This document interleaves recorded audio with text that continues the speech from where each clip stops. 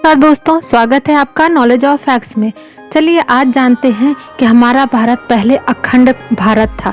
कैसे था वो भारत का? तो आप जानते हैं कि दो हिस्से हो गए थे 1946 में। उसी तरह ऐसे ही देश और भी थे जो भारत के हिस्से में थे। अखंड भारत सिर्फ सपना वल्लभ भाई पटेल का ही नहीं था, बल्कि इससे पहले इसका सपना था चाणक्य का। चाणक्य ने भी ऐसा सपना देखा था। फिर उस सपने को उनके शिष्य चंद्रगुप्त मौर्य ने उसको पूरा करने के लिए जी तोड़ कोशिश की थी। भारत आदि काल में भी कभी अखंड भारत हुआ करता था। शायद यकीन ना हो आपको कि असल में अखंड भारत 15 देशों से मिलकर बना था। हमेशा से कई शासकों ने भारत पर राज्य किया। यह बात तो है कि विश्व में हर देशों पर अलग अलग शासकों ने राज्य की है। विश्व के कई देशों में आज भी किंग और क्वीन होते हैं। धीरे धीरे राजा महाराजाओं का काम खत्म हुआ और ज्यादातर देशों में एक राजनीतिक व्यवस्था स्थापित होती चली गई। प्राचीन समय में भारत बहुत बड़ा था। इसमें कई देश शामिल थे कि आपने तो सुना ही होगा कि माता सीता नेपाल से थीं या नहीं। यह दोनों देश कभी एक ही हुआ करते थे। नेपाल का कुछ हिस्सा भारत के अंतर्गत आता।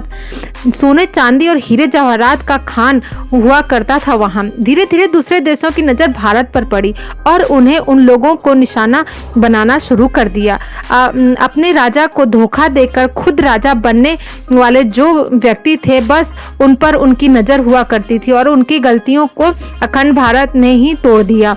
भारत धीरे धीरे टूटता चला गया। लगभग 2500 साल पहले विदेशों में अखंड भारत पर हमला किया और अब तो रक्षक, खून, कुशन, फ्रांसीसी, अंत में अंग्रेजों ने भारत पर राज्य किया और इसी की राज्य ने भारत के कुछ हिस्से भारत से अलग होते चले गए।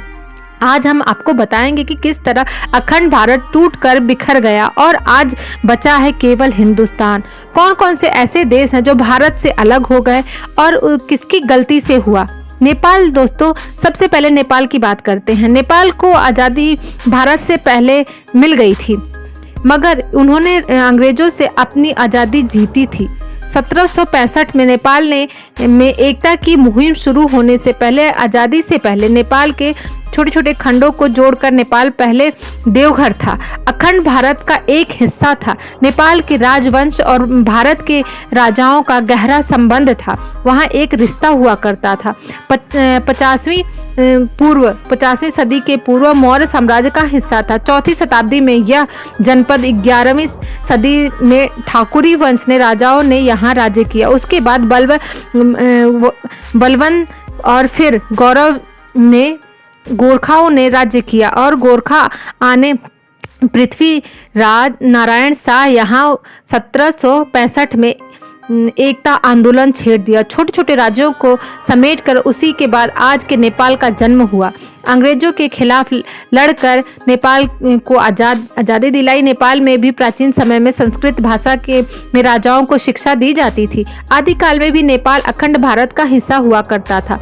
इससे पूर्व अफगानिस्तान, गांधार, कंबोज के कुछ हिस्सों को मिलाकर गांधार और इन सबको हिस्सों को मिला के अफगानिस्तान बना था और गांधार भारतवर्ष का ऐसा ही हिस्सा था। यह आपने भारतवर्ष महाभारत में भी पढ़ा होगा या सुना होगा।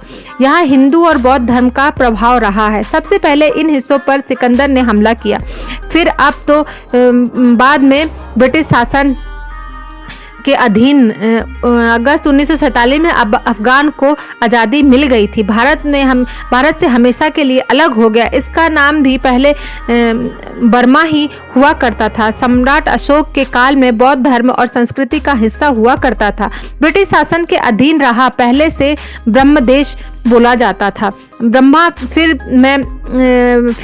भारत का हिस्सा म्यांमार, ये भी भारत का हिस्सा हुआ करता था। मुस्लिम का सबसे बहुल इलाका, यह भी कभी भारत का अखंड हिस्सा था। यहाँ पर हिंदू धर्म के मानने वाले लोग रहते हैं। यहाँ पर ब्रह्मानंद मंदिर भी है। इसकी स्थापना 9वीं शताब्दी में बताई जाती है। बाद में व्यापारियों के चलते इस्लाम धर्म का आगमन हुआ और फिर चलते हैं नीदरलैंड के अधीन हो गया था। 1945 में इस भूखंड को इंडोनेशिया के नाम से आज़ादी मिल गई। ईरान के बारे में। ईरान यहाँ सबसे पहले भारत के आकर बसे हुए थे। भारत के लोग यहाँ पे मतलब हिंदू धर्म था वहाँ पे। उन्होंने इसे आर्यन नाम दिया। आर्यन जो आर्य लोग जाके वहाँ बसते थे और उसी से ईरान नाम का जन्म हुआ। शताब्दी में यहाँ अरबों ने कब्जा कर लिया। कहा जाता है कि यहाँ के आदमियों को भी मजबूरन इस्लाम धर्म अपनाना पड़ा था। 1979 से एक इस्लामिक देश भूटान भौगोलिक रूप से भारत से जुड़ा। भूटान को अंग्रेजों ने 1960 में आज़ाद किया, जबकि हिंदुस्तान पर अब भी अंग्रेजों का ही राज्य था। जब भारत आज़ाद हुआ उसके 2 साल बाद भारत और भूटान के फ्रेंडशिप में अंग्रेजों ने जिस पर भूटान का कब्जा किया था वह भी हिस्सा भारत ने भूटान को लौटा दिया।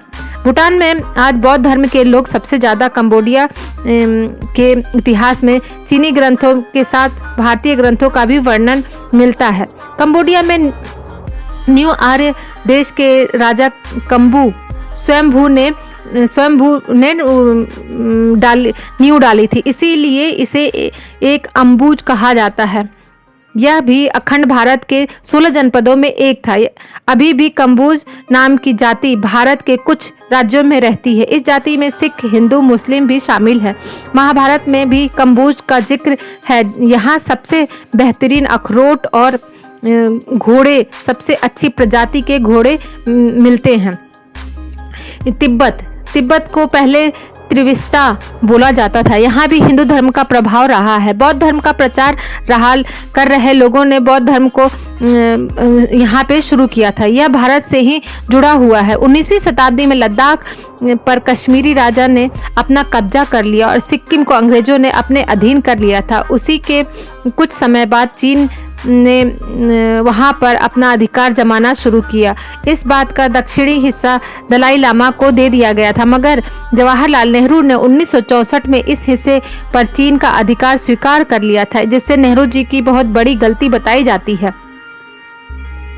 इसके बाद दलाई लामा ने हिमाचल में जाकर शरण ली थी। आज तिब्बत चीन के ही अंडर में आता है। थाईलैंड दोस्तों, थाईलैंड को शाम देश के नाम से भी जाना जाता है। भारतीय इतिहास में इसका नाम भी है।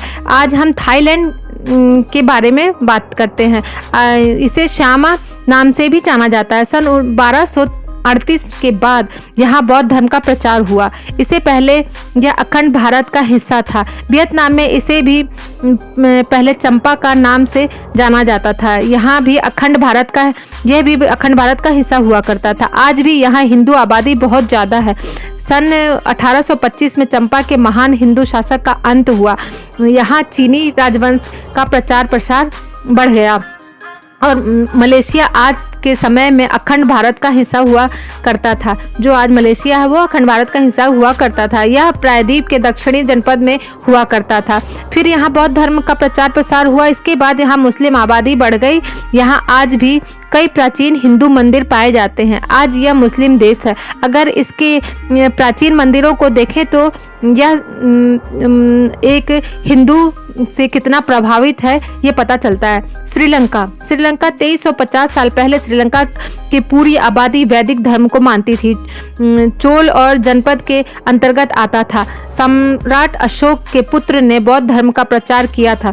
वहाँ के सिंघल राजा ने बौद्ध धर्म को अपनाया और उसे अपना धर्म बना दिया। श्रीलंका में सबसे पहले जो मानव जाकर बसे थे उनका संबंध भी उत्तरी भारत से था। रामायण में भी रावण का राज्य लंका में है, जो कि आज का श्रीलंका है। रावण भी एक ब्राह्मण हिंदू धर्म से ही थे। फिलीपींस एक मुस्लिम देश है, परंतु यहाँ आप सब धर्म के लोग रहते हैं।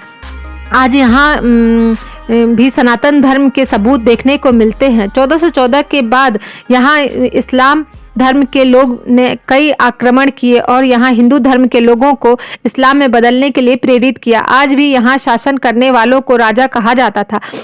पाकिस्तान दोस्तों, पाकिस्तान के बारे में तो आप जानते ही होंगे कि एक ऐसा भारत से अलग हुआ था, कैसे हुआ था। यहाँ यह सभी राज्य पहले अखंड भारत का हिस्सा हुआ करते थे। भारत के भी कई नाम भारत भी कई टुकड़ों में बढ़ चुका है। इसका साम्राज्य बहुत लंबे भाग को घेरता था। समय के साथ साथ सबसे से अलग अलग देश बनते बनते आपको बस ये कि हिंदुस्तान ही रह गया और सब देश यहाँ इससे कट कर अलग हो गए। दोस्तों ये वीडियो आपको कैसी लगी, please like, comment and subscribe ज़रूर करिएगा। Thank you.